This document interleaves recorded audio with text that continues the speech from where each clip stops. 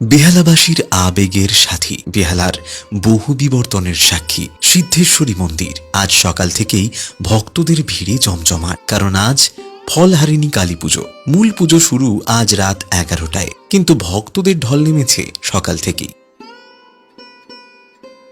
চতুর্ভুজা সিদ্ধেশ্বরী মা, তার উপরের বাম হাতে খাড়া, ডান হাতে অভয় মুদ্রা, নিচের বাম হাতে নরমুণ্ড আর ডান হাতে বরদান মুদ্রা নিয়ে যেন অপার করুণা দান করছেন এই ভক্ত সমাগমকে।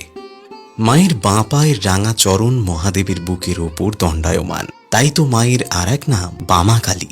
এই সিদ্ধেশ্বরী মন্দিরের পুজো চালু হয়েছিল প্রায় 260 বছর আগে, এমনই এক ফলহারিণী কালী পুজোয়। সেই সময় অবশ্য মন্দিরটি ছিল ছোট, চারিদিকে ছিল জলাভূমি আর জঙ্গল, আর সেই জঙ্গলে মাকে নিয়মিত পুজো দিতেন ডাকাতেরা। তাই তো মাকে বলা হতো ডাকাতদের অর্ধাঙ্গিনী। ভক্তদের অনুদানে মন্দির ক্রমেই বড় হতে থাকে। পরে পুনঃস্থাপন এবং নবনির্মাণ হয়ে এটি বর্তমান মন্দিরের রূপ পায়। একসময় নিয়মিত নানা ধরনের বলিও হতো এখানে। সিদ্ধেশ্বরী মায়ের বাঁ দিকে আছে মা ষষ্ঠী, মা শীতলা ও মা চণ্ডী, আর ডান দিকে আছে মা মনসার বিগ্রহ। মাথার উপরে বিরাজ করছেন শিব।